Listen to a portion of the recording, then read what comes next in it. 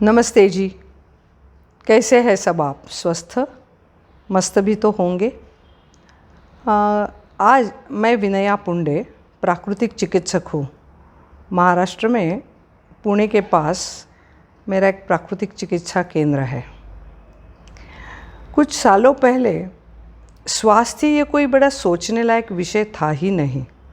लोग अपने आप स्वस्थ रहते ही थे, शतायुष्य भी होते थे, काफ़ी बच्चे भी होते थे, घर भी भरा भरा होता था और लोग स्वस्थ रहते थे। ज़िंदगी कुछ सीधी सादी सी थी और स्वास्थ्य का इतना बहुत ज़्यादा विषय ही नहीं था। स्वास्थ्य क्या, वो तो प्रकृति से मिलता ही था।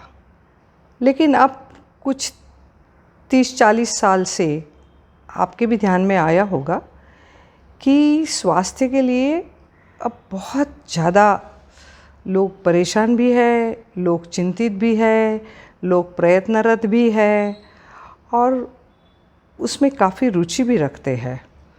वैसे भी हमने देखा तो 40-50 साल में कुछ हॉस्पिटल्स की संख्या भी इतनी बढ़ी है, हॉस्पिटल का साइज़ भी इतना बड़ा है, बड़े बड़े ऊंचे ऊंचे हॉस्पिटल्स निकल रहे हैं और सब चल भी रहे हैं। काफ़ी सारी भारी भरकम भीड़ भी वहाँ पर है, लोग सहन भी कर रहे हैं। तो ये स्वास्थ्य बड़ा चिंता का विषय हो गया है।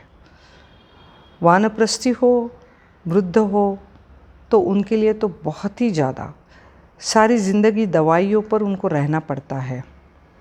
1-2-4 बार तो हॉस्पिटलाइजेशन हो जाता है और उनके जो बुरे हाल होते हैं हॉस्पिटल में भी। तो ये सब देख कर ना मुझे लगता है स्वास्थ्य के लिए हमें कुछ करना ही पड़ेगा, हमें कुछ सोचना ही पड़ेगा। अब ये स्वास्थ्य क्या है उसके ऊपर भी वो भी काफ़ी विचार करना पड़ेगा, क्योंकि स्वास्थ्य क्या है? मुझे कोई बीमारी नहीं है या मुझे कोई दवाई नहीं है, इसका मतलब मैं स्वस्थ हूँ ऐसा नहीं है। स्वास्थ्य के लिए 3-4 कसौटियाँ हैं, 3 तो कसौटियाँ हैं।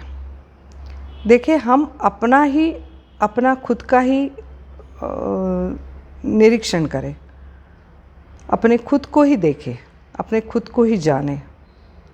क्या मैं स्वस्थ हूँ? अगर ये सवाल हम अपने आप से पूछते हैं तो हमें सचमुच ही सोचना पड़ेगा। तो स्वास्थ्य की व्याख्या जो है वो हम समग्रता में करनी चाहिए, हमें समग्रता में करनी चाहिए।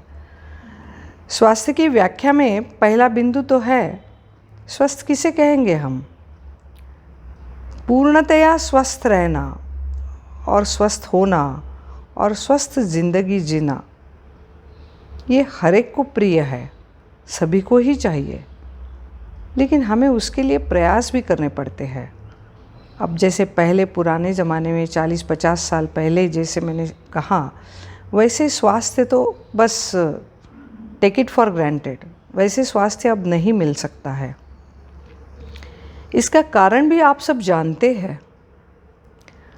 तो इसका कारण तो है कि हमारी जीवन शैली, निरोगी जीवन शैली इस नाम से मेरा मराठी यूट्यूब चैनल काफ़ी पॉपुलर हो गया है। कई लोगों ने मुझे कहा कि आप हिंदी में बात करिए, आपके पास कंटेंट तो अच्छा है लेकिन सारी मराठी हमें समझ में नहीं आती है, तो आप थोड़ा हिंदी में बात करें। तो फिर मैं हिंदी में बात करने की कोशिश करती हूँ, मेरी मराठी हिंदी आप समझ लेंगे। तो स्वास्थ्य की पहली कसौटी है कि greater efficiency for the mental and physical work. अगर हम स्वस्थ है क्या, यह हमें जानना है, तो ये पहली कसौटी लग, greater efficiency for the mental and physical work. हमें शारीरिक और मानसिक स्तर पर काम करने की अधिकाधिक क्षमता, तो ये हमें देखना पड़ेगा। क्या हम शारीरिक स्तर पर काम कर सकते हैं, अधिकाधिक काम कर सकते हैं, कार्य कर सकते हैं? मानसिक स्तर पर हमारा कार्य हो रहा है, हम कर सकते हैं?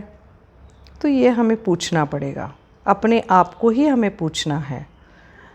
अब ऐसे देखने से पता चलता है कि शारीरिक स्तर पर हमारा ये आजकल की ये वर्तमान समय में अगर हम देखें तो हमारा ज़्यादा रुझाव है कि शारीरिक श्रम जितना कम हो उतना अच्छा, उतने हम मॉडर्न, उतने हम धनवान, उतने हम प्रतिष्ठित।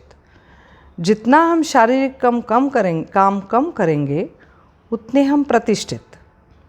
शारीरिक कार्य करने के लिए, काम हमारे निजी काम भी करने के लिए हम सेवाओं के लिए रखते हैं लोग, और वो हमारा कुछ काम करते हैं। जब हमारी शारीरिक क्षमता कार्य करने की कम होने लगती है, और एक तो प्रकृति का नियम है यूज़ इट और लूज़ इट।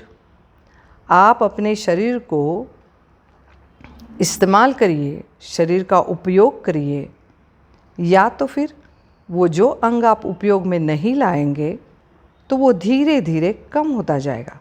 जैसे कई बार हम देखते हैं कि वृद्धावस्था में लोग चलना छोड़ देते हैं, तो चलना छोड़ने से हमारा चलना बिल्कुल ही बंद हो जाता है।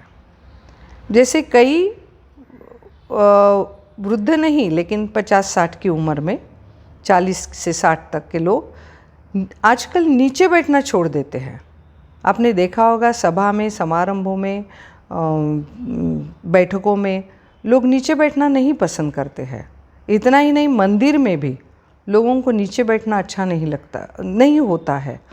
इसका मतलब जब हम नीचे बैठने की हमारी क्षमता का उपयोग नहीं करते हैं, तब धीरे धीरे हमारे पैर रिजिड होने लगते हैं। तो इस तरह से जैसे जैसे हम हमारी शारीरिक क्षमता का उपयोग कम करते जाएंगे, यंत्रों का उपयोग करेंगे, लोगों का उपयोग करेंगे, टेक्नोलॉजी का उपयोग करेंगे, डिजिटलाइजेशन का इलेक्ट्रॉनिक उपयोग करेंगे, जो भी चाहिए हमें क्लिक पर सब कुछ अवेलेबल हो सकता है। हमें बाज़ार जाने की ज़रूरत ही क्या है, चलने की क्या ज़रूरत है, सब कुछ एक क्लिक पर करने पर हाजिर हो सकता है। तो इस तरह से ये सब यंत्र और उपकरण और टेक्नोलॉजी के कारण अगर हम सचमुच ही सोचें तो हमारी शारीरिक क्षमता कम होते जा रही है। तो जैसे शारीरिक क्षमता कम होगी वैसे वैसे हमारा स्वास्थ्य कम होता जाएगा, हमारी स्वास्थ्य की समस्याएं बढ़ती जाएगी। हम ही खुद अपनी दिनचर्या देखें और हम कितनी मेहनत कर रहे हैं दिन में, घर में कितना काम कर रहे हैं, घर का काम कितना हम आउटसोर्स करते हैं। बस खाना क्यों बनाना है, अमेज़ॉन पर क्लिक करो, स्विगी पर क्लिक करो, हमें खाना बाहर से मिल जाता है। बाहर चले जाओ, बाहर होटल्स है तो वहाँ खाना मिल जाता है, तो हमें ज़्यादा काम करने की ज़रूरत नहीं है।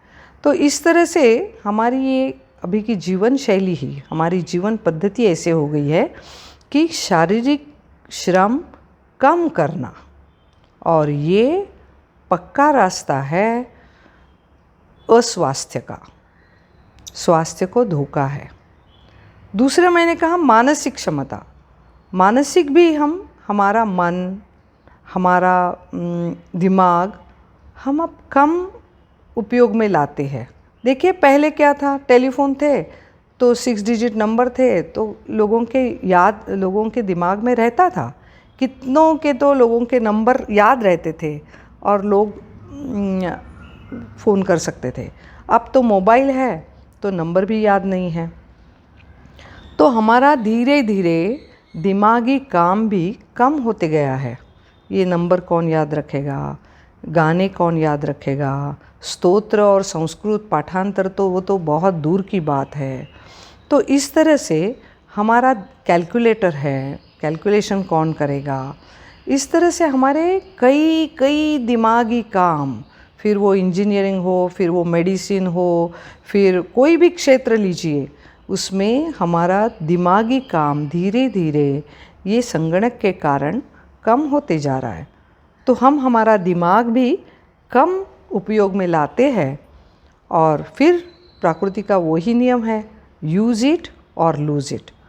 अगर हमने छोड़ दिया दिमाग को इस्तेमाल करना, दिमाग से काम करना, सोचना ज़्यादा, तो धीरे धीरे अपने विचार, अपनी क्रिएटिविटी, अपनी संकल्पनाएँ, अपनी श्रद्धाएँ, ये सब धीरे धीरे उसका सभी का ही स्तर धीरे धीरे कम होते जाता है। तो ये पहले कसौटी में हमें सोचना पड़ेगा कि क्या हम स्वस्थ हैं, हमारी शारीरिक और मानसिक क्षमताएं कैसी हो रही है। दूसरी कसौटी है इसमें स्वास्थ्य के लिए, क्या हम सचमुच ही स्वस्थ है। तो दूसरी कसौटी है greater capacity for the true enjoyment of life. तो ज़िंदगी की ट्रू एन्जॉयमेंट, अब ट्रू एन्जॉयमेंट में भी हमें सोचना पड़ेगा कि सचमुच की ज़िंदगी का आनंद, सच अच्छा और अभिजात आनंद जिसे हम कह सकते हैं, क्या हम ले पा रहे हैं? क्या हम ज़िंदगी सचमुच ही आनंद से जी रहे हैं? तो अगर ऐसे हम पूछेंगे अपने आप को, तो उसका भी जवाब हमें नकारात्मक ही मिलेगा, क्योंकि सही ज़िंदगी का आनंद, उसकी भी व्याख्या हम खो बैठे हैं, भूल चुके हैं।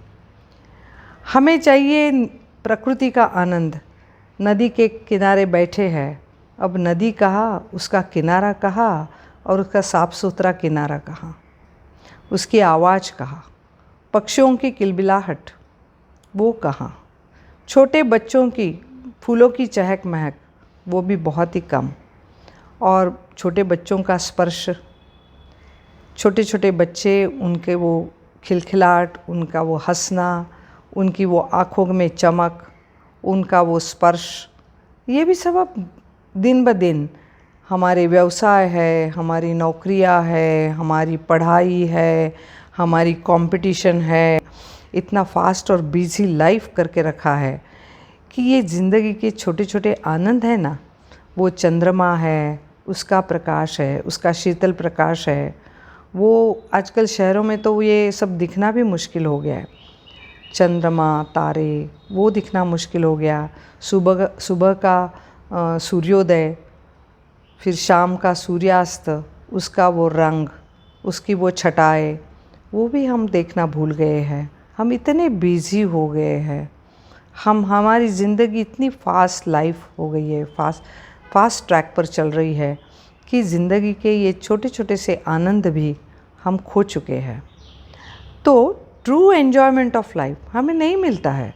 एक माँ होती है, उसको छोटे बच्चे के साथ में वक्त ही नहीं है, उसको बेचारी को नौकरी में जाना है, दिन भर वो जाती है, और आजकल तो नौकरी के वक्त भी नहीं है। पहले तो कुछ 20-25 साल पहले तो चलो नौकरी के कुछ समय था, 9 बजे जाओ, 6 बजे वापस आओ, 8 बजे जाओ, 5 बजे वापस आओ, कुछ तो वक्त था। आजकल आप देखेंगे तो नौकरी में वक्त भी नहीं है, तो 24 घंटे भी आप काम करेंगे तो भी कम ही है आपके एम्प्लॉयर को। तो उसमें हम ज़िंदगी का आनंद खो देते हैं ना। हम हमारे रिश्तेदारों के साथ में बैठ के हंसते हैं, ना हमारे अपने त्यौहार हम अच्छी तरह से मना सकते हैं। तो इस तरह से ज़िंदगी के जो छोटे मोटे आनंद हैं उसे हम ये फास्ट लाइफ की वजह से खो चुके हैं। ये प्रकृति का सौंदर्य, प्रकृति की शांति, प्रकृति का आनंद हमें अब नसीब नहीं होता है, क्योंकि सभी को शहरों में रहना है, ऊंची ऊंची इमारतों में रहना है, और फिर वही ट्रैफिक जैम, वही ट्रैफिक, वही भागा दौड़ी। इसमें हमें पूछना है कि do we really enjoy life? क्या यही हमारी एन्जॉयमेंट है ज़िंदगी से? क्या इसलिए हम जी रहे हैं? हम किस लिए जी रहे हैं? क्या ज़िंदगी का हम आनंद ले रहे हैं? अब वो सब मिलकर जाना, मिलकर बैठना, अचानक से मेहमान आना। देखो कुछ साल पहले कितना सुंदर था, ये मोबाइल नहीं था, टेलीफोन भी बहुत ही कम था, तो अचानक से मेहमान आते थे और वो उनका अचानक आना वो भी कितना आनंद देता था, वो भी कितना सुख देता था। अब तो वो भी हमें नहीं मिलता है। पहले फ़ोन करेंगे, आपके पास वक्त है क्या, फिर हम आए क्या। तो इस तरह से सब कुछ ऐसे कृत्रिम हो गया है।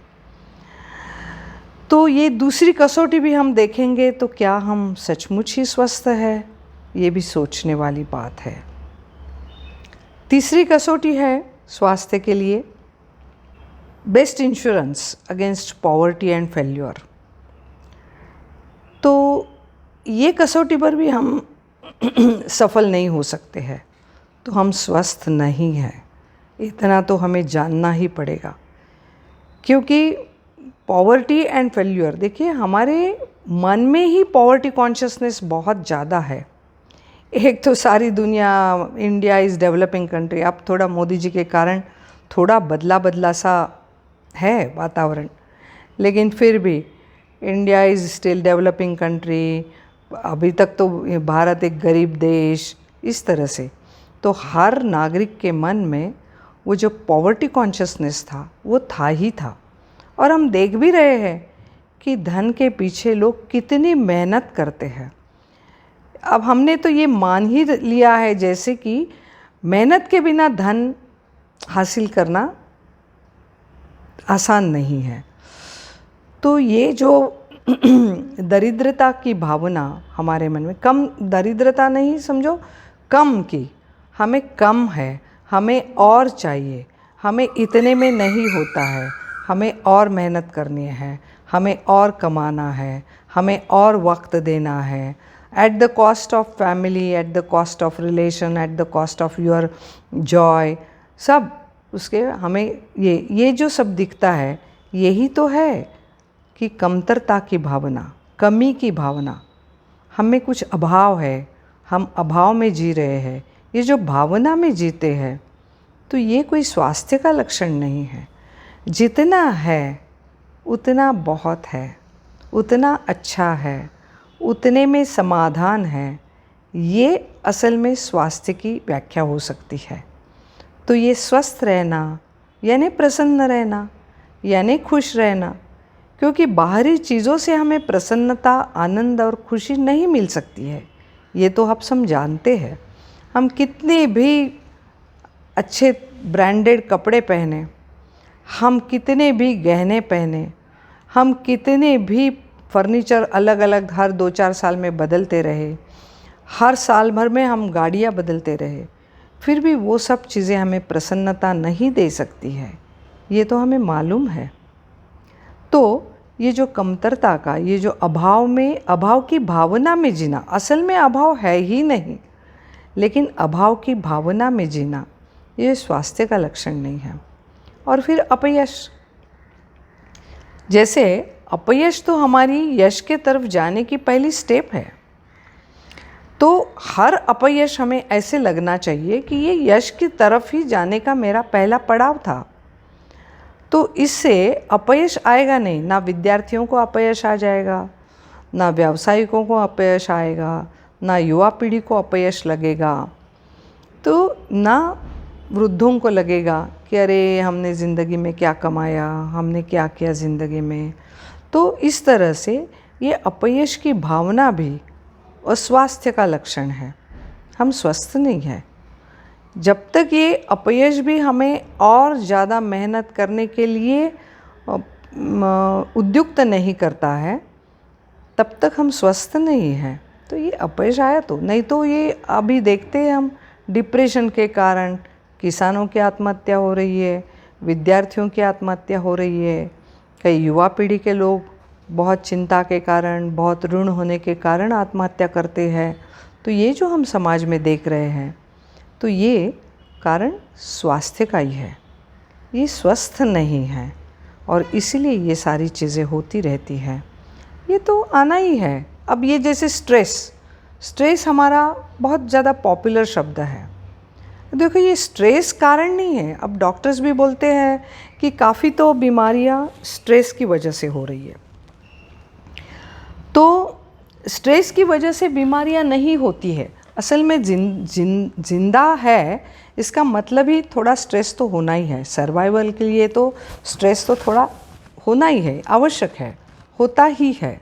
ये तो ज़िंदगी का एक पार्ट एंड पार्सल, एक तो अविभाज्य भाग है स्ट्रेस। तो उसके कारण हमें कोई बीमारी लगने की संभवता नहीं है। ये तो सिर्फ बस बोलचाल में हम बोल रहे हैं कि ये स्ट्रेस की बीमारी है। स्ट्रेस की वजह से बीपी बढ़ता है, स्ट्रेस की वजह से डायबिटीज़ है, स्ट्रेस की वजह से डिप्रेशन और मानसिक बीमारियां हैं। तो ये असल में स्ट्रेस कारण नहीं है। आप अगर और सोचेंगे तो स्ट्रेस ये बीमारियों का कारण नहीं है। स्ट्रेस का कारण है हमारा ओवर इंडल्जेंस। हमें और उपभोग चाहिए, जितना है उतना हमें पूरा नहीं लगता है, उतना भी जितना है वो कम लगता है। और इसके लिए हम दूसरे को देखते हैं, अरे उनके पास तो इतनी बड़ी गाड़ी है, उनके पास 4 बेडरूम का फ्लैट है, उनके पास उनका अपना बंगला है, उनका अपना फार्म हाउस है। इस तरह से जब हम दूसरों के साथ में, अरे उनके बच्चे को तो 98% मिला, फिर 99% भी मिलते हैं, तो उनके बच्चों को तो इतना मिला है। तो इस तरह से जब हम एक दूसरे से स्पर्धा करने लगते हैं, एक दूसरे की तुलना करने लगते हैं, तो उसके कारण ये जो ओवर इंडल्जेंस है, ये जो अधिक उपभोग की वृत्ति हमारी है जो बढ़ रही है, और उपभोग। आप बाहर ही जाइए, देखिए, बाहर जाने आपको समझ में आ जाएगा हमारे ज़िंदगी में, हमारे समाज में हम क्या देख रहे हैं। बाहर एक छोटा सा बच्चे को भी आप हाथ पकड़कर उसको बाहर ले जाते हैं, तब देखते हैं तो सारी उपभोग की और ऐसी ही चीज़ें देखते हैं। कहीं प्लास्टिक के खिलौने हैं, प्लास्टिक के दुकान है, वो खाने पीने की चीज़ें हैं, वो प्लास्टिक के छोटे छोटे इसमें क्या कुरकुरे हैं। तो इस तरह के छोटा बच्चा भी, ऐसे नहीं कि उसको हम घुमाने ले गए तो वो सुंदर पक्षी नहीं देखता है, तालाब नहीं देखता है, ग्रीनरी नहीं देखता है, वृक्षवल्ली नहीं, कुछ नहीं।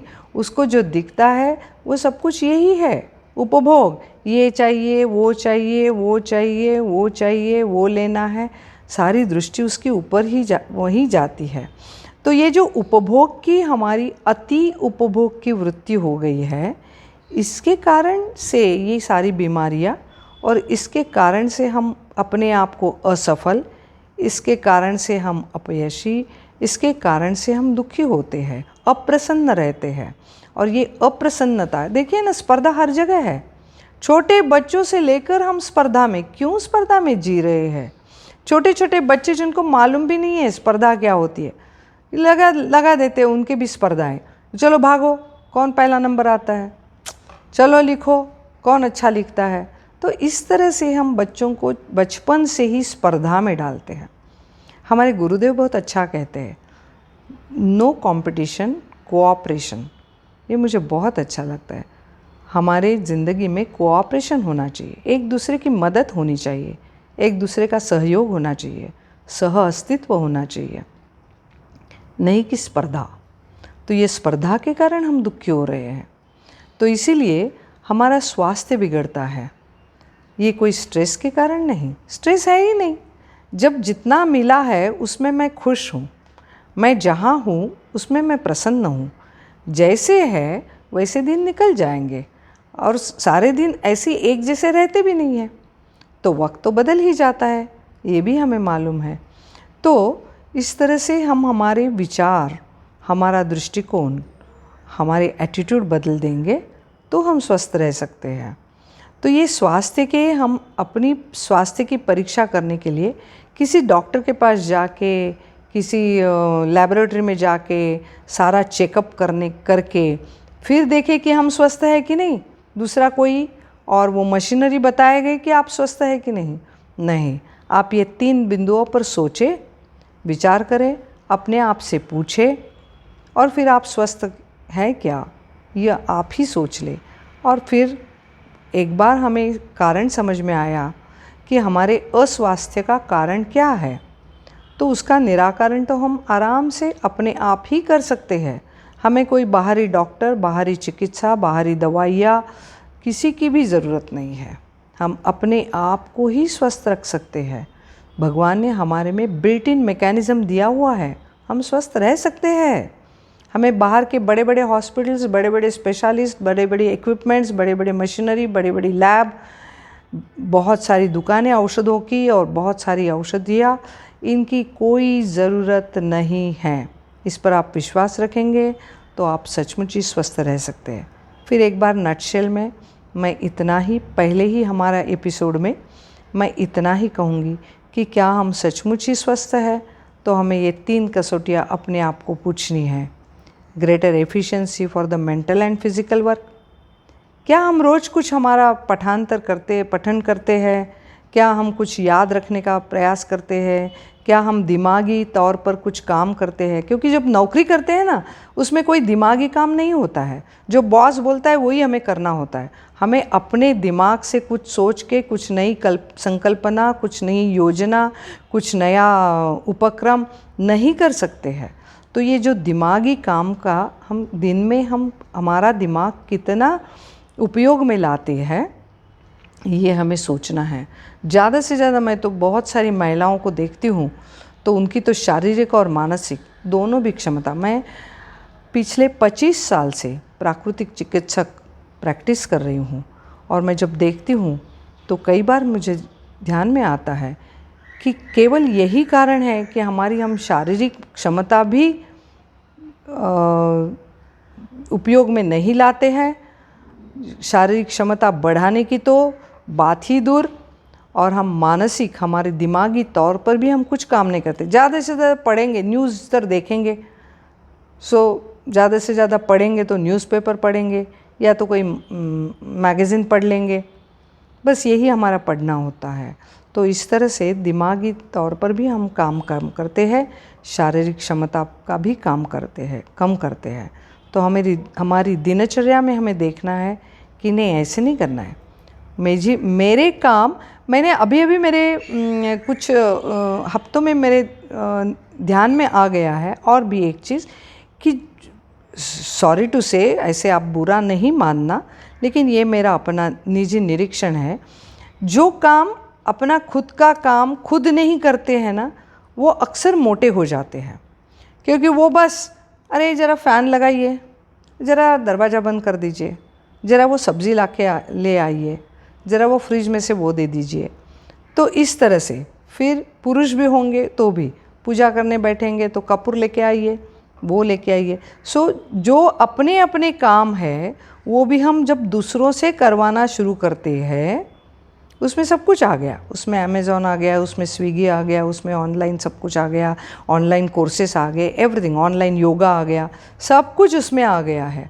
तो जब हम उठकर हमारे शरीर को उपयोग में नहीं लाते हैं, कम लाते हैं, चलते नहीं हैं, हम टू व्हीलर ले जाते हैं या 4 व्हीलर ले जाते हैं, तो इस तरह से जब हमारी शारीरिक क्षमता अपने आप कम होने लगती है और हमारा स्वास्थ्य बिगड़ने लगता है।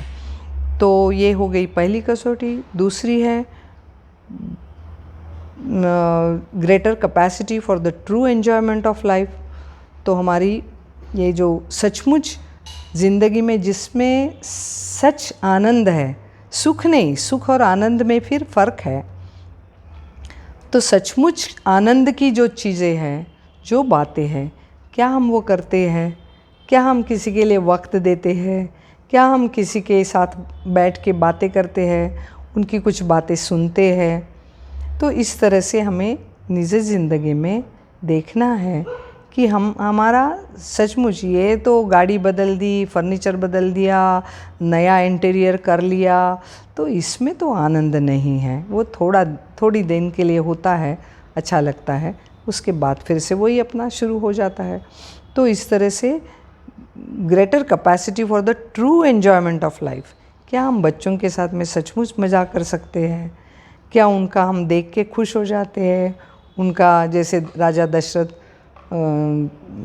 कहते हैं, वैसे ठुमक चलत रामचंद्र, राजा होकर भी वो उसका रामचंद्र का चलना उन्हें इतना आनंद देता था क्या हमारे घर में वो बाल रामचंद्र है, बाल कृष्ण है, उनका हम चलना एंजॉय करते हैं? तो इस तरह से ये। और फिर तीसरा है best insurance against poverty and failure. तो हमारे में ये कम की भावना और ये अपयश की भावना ना हो, इसके लिए क्या हम कर सकते हैं? तो इस तरह से आज हमारा रियल स्वास्थ्य है क्या, ये मेडिकल चेकअप और वो इक्विपमेंट्स और वो मशीनरी और वो लैब और वो रिपोर्ट्स, ये आपको कभी भी नहीं बता सकता है कि आप स्वस्थ हैं। आप स्वस्थ है कि नहीं, ये आप अपने निजी ज़िंदगी से पूछ लीजिए। और आप स्वस्थ रहिए, खुश रहिए, मस्त रहिए। धन्यवाद।